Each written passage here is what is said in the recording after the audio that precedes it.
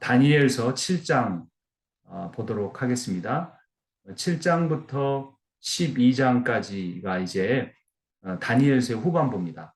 이제까지 살펴본 1장부터 6장이 전반부였고 지금부터 살펴볼 7장부터 12장이 후반부인데요.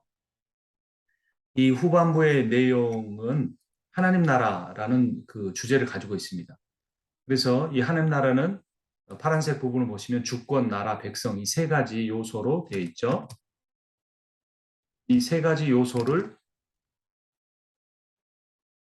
어떻게 이제 대비되고 있냐면 사탄이 주권을 가지고 있는데 그것이 예수 그리스도에게 주권이 옮겨가는 것.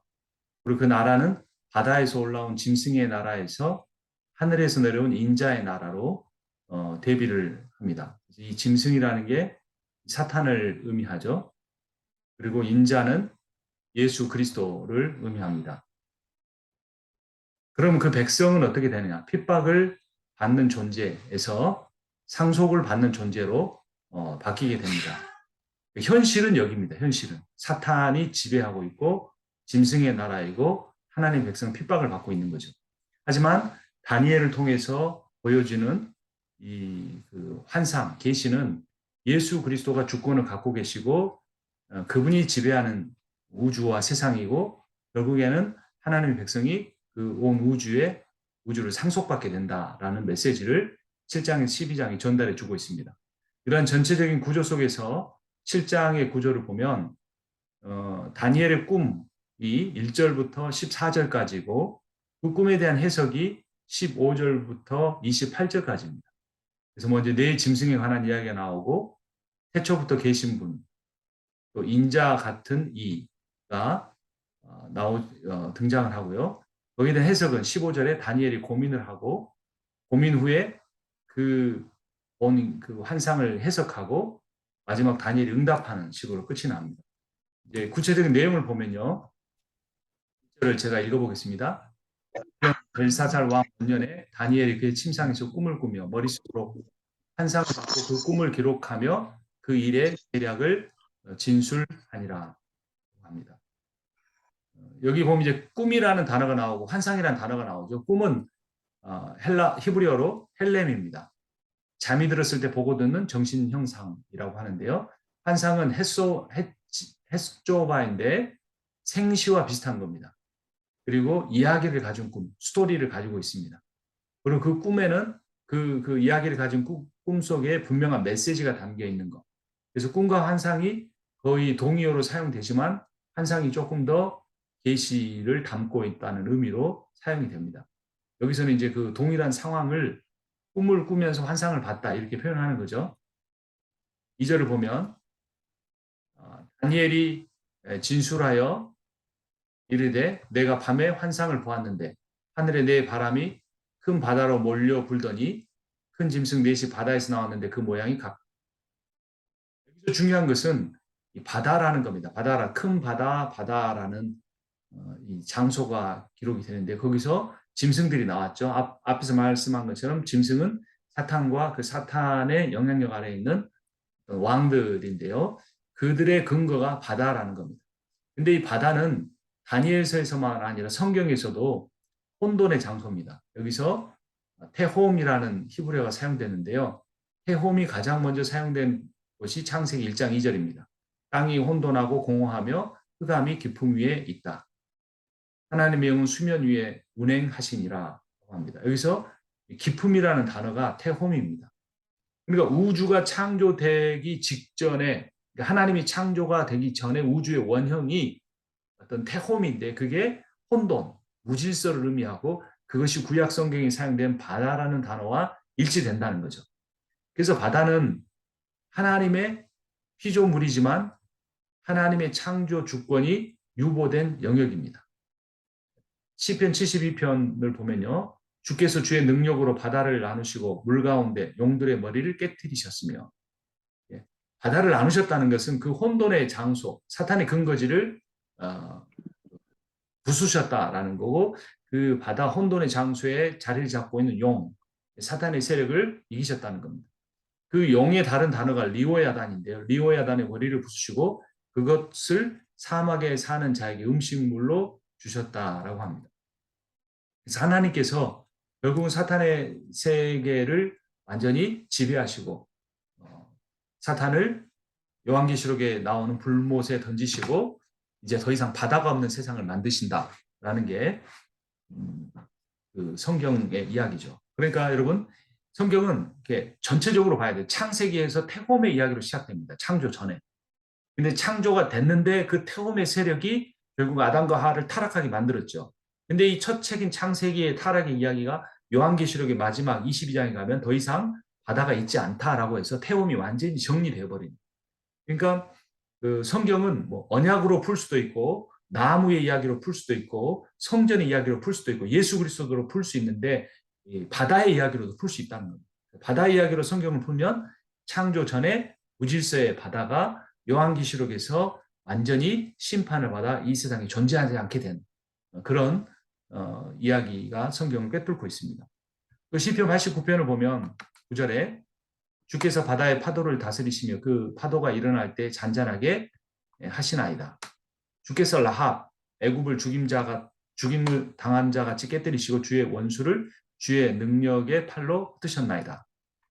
하늘이 주의 것이요 땅도 주의 것이라 세계와 그 중에 충만한 것을 주께서 건설하셨나이다. 하늘과 땅이라는 거는요 극단어법입니다. 그러니까 히브리인의 우주의 구조는 뭐냐면 우리처럼 뭐 태양계, 은하계, 뭐 블랙홀 이런 게 있는 게 아닙니다. 제일 우주의 밑에는 땅, 우주의 그 끝에는 하늘이에요. 그러니까 하늘과 땅이라는 것은 우주를 의미하는 겁니다. 하늘이 주의 것이다, 땅도 주의 것이다 말 우주가 주의 것이다라는 거예요. 제가 그 LA에서 세일즈를 하는데요. LA에 유대인들이 많습니다. 제가 크레딧 카드 프로세싱 시스템을 세일즈를 하는데 유대인을 만났을 때 제가 히브리어로 이렇게 말했어요. 베로시트 바라 엘로힘 하샤마임 바하레츠. 그러니까 깜짝 놀라더라고요. 저는 히브리어 제 발음이 안 좋은 줄 알았는데 알아는 듣더라고요.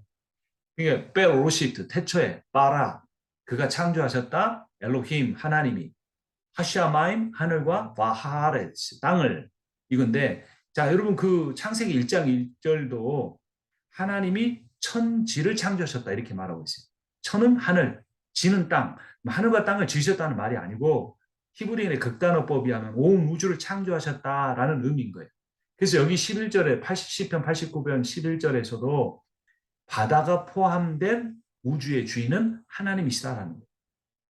자, 그런데 우리는 그런 믿음을 갖고 있는가 생각해 봐야 돼요. 우리는 교회만 하나님의 영역이요. 세상은 어떤 그 세상의 권세, 돈의 권세가 지배하는 곳이라고 오해하기도 합니다. 우리가 어떤 귀신의 세력, 사단의 세력, 실패, 죽음, 사망을 두려워하는 이유는 하나님께서 그 모든 영역의 참 왕이시라는 사실을 잊어버리기 때문입니다. 그런데 그 바다의 깊은 세력의 핵심은 뭐냐면 죽음이에요. 그러니까 고대인들이 왜 바다를 두려워합니까? 파도가 엄청나죠. 거기 가면 죽을 수도 있죠. 바다 밑이 어떤 곳인지 알지 못하기 때문에 두려워합니다. 근데 그 바다의 이미지와 죽음의 이미지가 같이 비슷합니다. 그래서 그 구약 성경의 우주관은 바다도 하나님의 것이요 신학적으로 죽음도 하나님이 통치하시는 곳이다. 그래서 우리는 바다도 죽음도 두려워하지 않는. 그래서 최후에는 바다가 어떻게 될 것인가? 요한계시록 21장 1절 또 내가 새 하늘과 새 땅을 보니 처음 하늘과 처음 땅이 없어졌고 그래서 보세요. 근데 하늘과 처음 땅은 어떻게 됩니까? 새 하늘과 새 땅이 나오잖아요. 여기 보면. 새 하늘과 새 땅을 보니 그랬어요. 땅은 새 것과 하늘은 새 것이 있어요. 근데 바다는 다시 있지 않은 거예요. 그러니까 혼돈, 사탄, 무질서, 죽음의 세력은 끝장이 나는 게 성경이 마지막으로 제시하는 모습입니다. 그러면 이 세상은 어떻게 될 것인가? 이어지는 2절에 또 내가 보매 거룩한 성 새 예루살렘이 하나님께로부터 하늘에서 내려오니 그 준비한 것이 신부가 남편을 위하여 단장한 거라. 그래서 신부이신 예수 그리스도 그분이 새 거룩한 성 예루살렘으로 오셔서 신부인 우리와 영원한 그 어떤 하나님의 나라를 완성하십니다. 이런 관점에서 한번 이 성경의 주제를 다시 한번 정리해 보면 이 창조와 주권과 구원의 이야기를 이렇게 한번 생각해 볼 수 있습니다. 창조와 주권과 구원. 이 창조는 어떻게 됩니까? 예, 혼돈의 세계였죠. 태초에 아담과 하와가 타락해서 이 세상 혼돈이에요. 무질서예요. 공중 권세 잡은 자는 사탄입니다. 근데 종말에는 어떻게 됩니까? 이 혼돈의 세계, 무질서의 세계가 질서의 세계로 바뀌어집니다. 주권은 어떻습니까? 지금 사람들은 하나님을 대적합니다. 하나님을 복종하게 바뀌게 됩니다. 구원의 문제는 어떻게 됩니까? 성도들이 핍박을 받습니다. 근데 종말에는 성도를 핍박하지 못하고 성도들이 승리합니다. 이것이 다니엘을 통해서 하나님께서 다니엘의 환상과 꿈을 통해서 이 바벨론의 포로 되어 있는 이스라엘 백성 유대인들에게 주시려는 메시지고, 이 사탄의 그 마지막 발악이 극대화되고 있는 21세기를 살아가고 있는 우리들에게 주시는 메시지입니다. 이제 바다에 대해 살펴봤고요. 바람의 이야기도 나옵니다. 여기 보시면 하늘에 네 바람이 큰 바다로 몰려 불더니. 자, 그러니까 바다는 사탄의 세력인데 그 바다를 몰아붙이는 거예요. 그러면 바람은 뭘 의미합니까? 바람은 어떤 하나님의 편을 의미하는 거죠. 그래서 성령이 사도행전 2장에 보면 뭘로 비유됩니까? 바람의 비유가 되죠. 그래서 여기서 바람은 하나님의 편을 의미합니다. 창세기에 창조 이야기에서 수면 위를 운행하시던 성령의 바람. 그러니까 여러분 창조는요 구분이에요. 구분. 이 예, 구분이라니까 거룩이라는 건 구별이고 창조도 구별인데 하나님이 어떻게 창조를 하셨느냐? 하늘과 땅을 구별하셨어요. 구분. 이게 창조의 원리예요. 또 온 우주를 바다가 덮고 있었는데 그 바다를 어떻게 합니까? 바다가 한 곳으로 모여서 육지가 드러나게 하시는 거예요. 그러니까 육지를 만든 게 아니고 땅을 만든 게 아니고 다 바다였어요. 온 이 지구 또는 우주가. 그런데 그 물들을 한 곳으로 몰아붙여서 몰아붙이고 나니까 질서가 생기는 거예요. 땅과 바다가 구별이 된 거죠. 하나님과 우리의 영적인 관계도 마찬가지예요. 신앙이란 뭐냐? 거룩인데 거룩이란 뭐냐? 하나님은 창조주, 우리는 피조물. 하나님은 구원주, 우리는 죄인이라고 이렇게 구별되는 것이 거룩이라는 의미예요. 그래서 근데 그 구별을 누가 하셨느냐? 창조 때 바로 성령이 하셨다는 거예요. 수면 위를 운행하셨다는 게 암탉이 이게 알을 품고 있는 모습을 상징하기도 하지만 바람이 확 불어서 바다를 무질서한 바다를 한 곳으로 몰아붙이고 땅이 드러나게 해서 그 땅 위에 생명이 자라나게 하시는 이 창조자로서의 성령의 모습을 의미합니다. 근데 그 바람이 그 창세기의 이 바람의 신학이 다니엘서에 와서 역시 그 신학적으로 이 어떤 바벨론이나 페르시아가 상징하는 그 바다의 세계를 성령이 이렇게 밀어붙이는 그런 환상을 보는 겁니다. 근데 그 창세기 창조의 바람이 사도행전 2장에서는 초대교회를 형성하기 위한 제자들 위해 임한 바람이에요. 성령은 바람과 같아요. 그리고 예수께서 뭐라고 하셨습니까? 사람이 물과 성령으로 거듭나지 아니하면이라고 하는데 성령은 바람이 임의로 부는 것처럼 어떻게 일하시는지 우리는 알 수가 없다 그랬죠. 그래서 바람은 성령의 이미지입니다. 사도행전 2장이죠. 호련히 하늘로부터 급하고 강한 바람 같은 소리가 있어 그들이 앉은 온 집에 가득했다라고 이야기하고 있죠.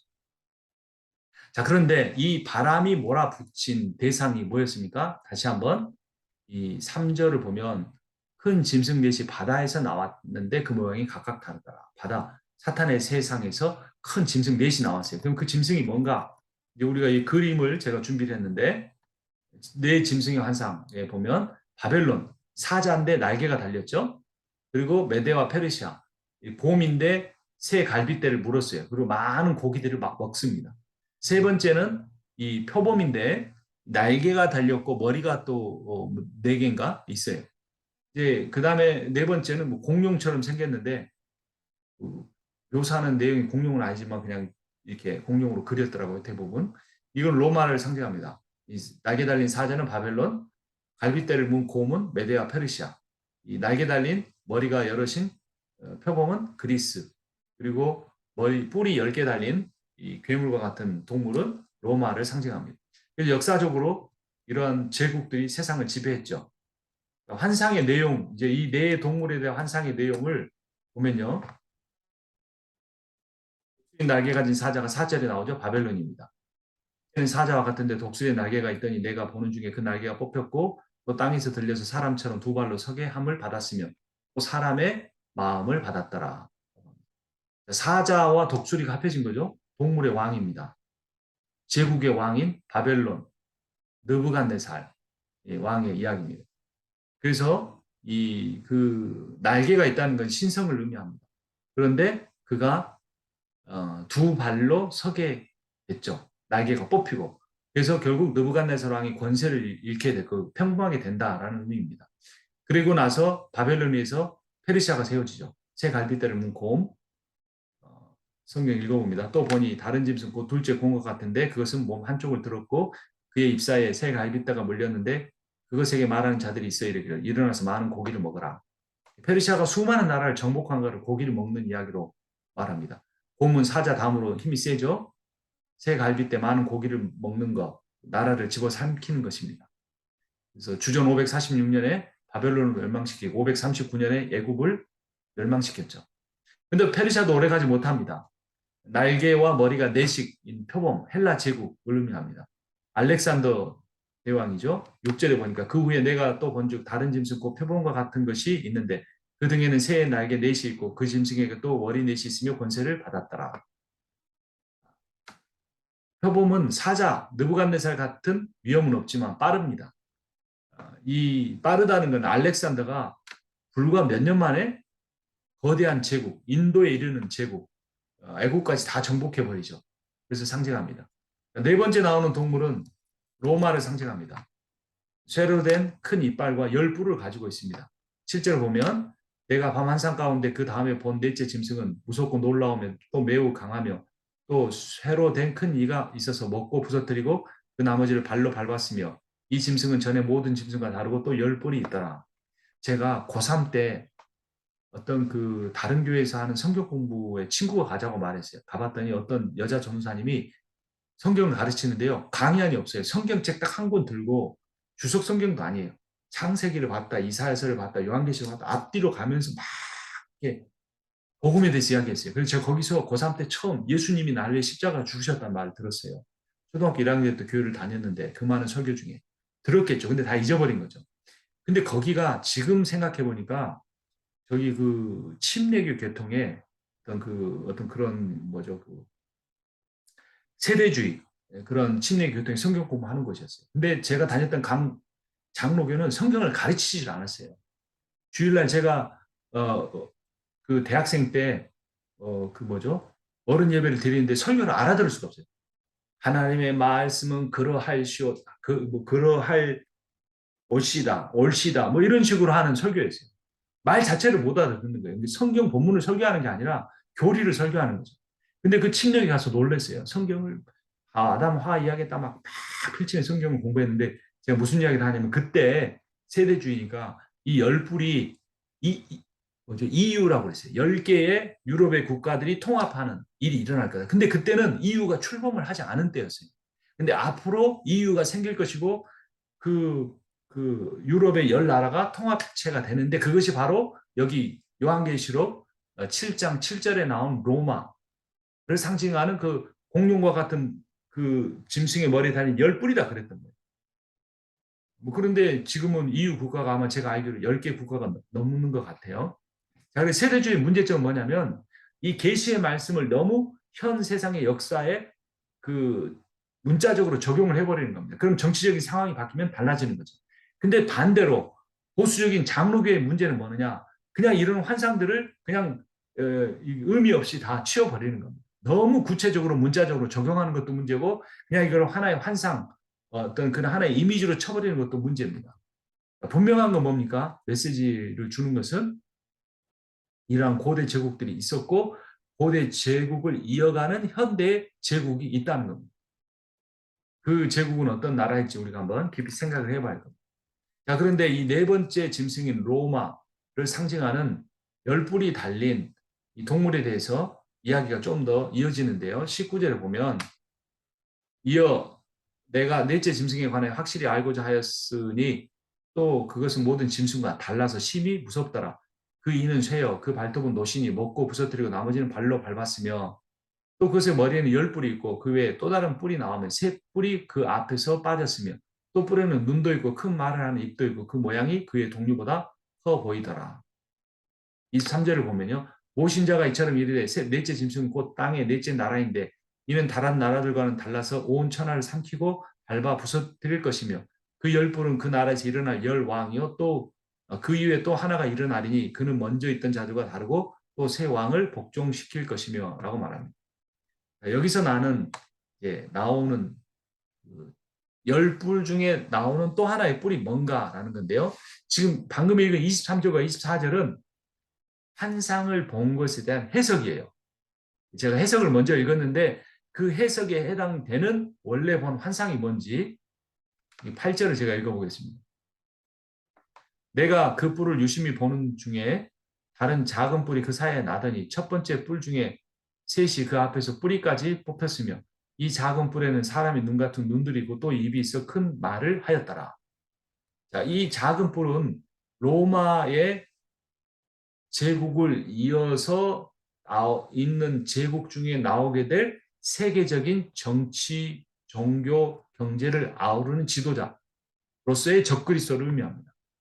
이 작은 뿔은 적그리스도적 인물인데요. 사탄으로부터 받은 인간적 지혜와 능력이 있습니다. 큰 말이라고 하는 오만한 말을 의미합니다. 언변에 뛰어난 사람입니다.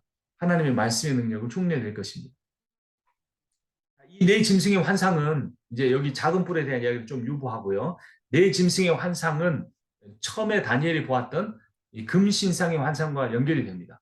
금신상의 머리가 금으로 만들어졌죠. 얘가 신바벨론 제국. 아까 사자 있었죠. 독수리 날개라는 사자.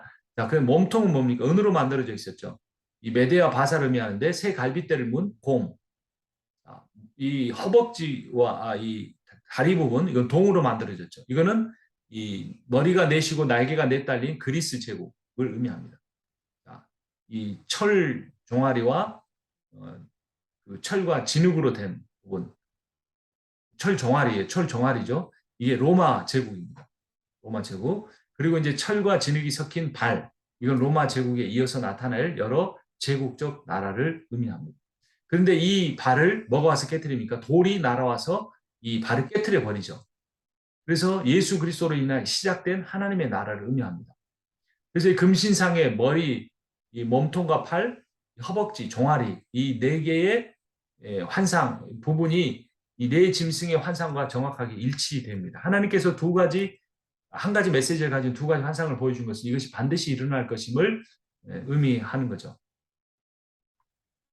이런 환상을 보고 나서 다시 또 다른 환상을 다니엘이 보게 됩니다. 9절 보면 7장 9절 내가 보니 왕자가 놓이고 옛적부터 항상 계시니가 좌정하였는데 그의 옷은 희기가 눈 같고 그의 머리털은 깨끗한 양의 털 같고 그의 보좌는 불꽃이요 그의 바퀴는 타오르는 불이며 불이 강처럼 흘러나와 그 앞에서 나오며 그를 섬기는 자는 천천히요 그 앞에서 모셔 선 자는 만만이며 심판을 베푸는데 책들이 놓였더라라고 말합니다.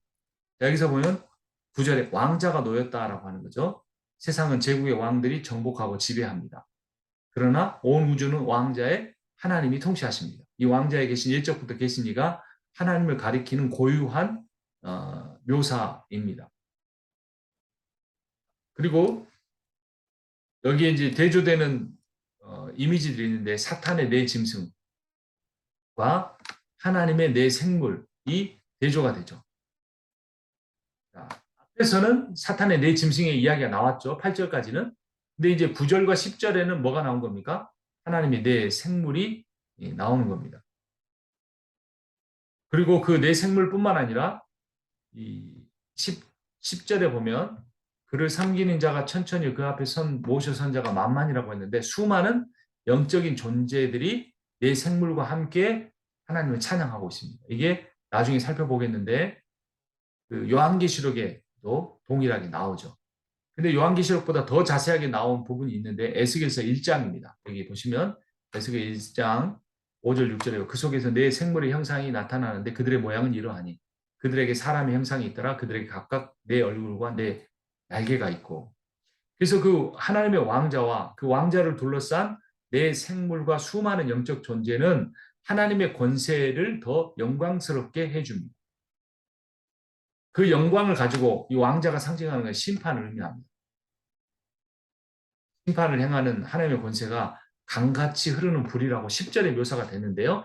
이 불의 이미지와 뭐가 대조를 이룹니까? 앞에서 미리 살펴봤던 이 물의 이미지와 대조를 이룹니다. 불과 물은 상극인 것 같지만 사도행전 2장을 보면 성령이 강하고 급한 바람처럼 불어오기도 하지만 사람 한 사람 한 사람 위에 불의 혀가 갈라지는 것처럼 임했다라고 하고 있죠. 그래서 불과 물은 동시에 다 성령을 의미합니다. 그래서 하나님께서 이 심판을 행하시고 또 그 불을 통해 이 세상의 모든 실체들을 드러내실 겁니다. 위에서 본 대로 옛적부터 계신 이가 하나님을 가리킨다고 그랬죠. 옛적은 태초를 의미합니다. 목사님 들어오시네. 네. 다시 됐습니까?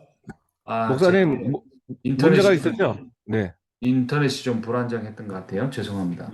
그럼 다시 제 공동 복습을 다시 할게요. 네. 네, 돼 있네요, 목사님. 돼 있어요. 바로 하시면 돼요, 목사님. 잠깐만요.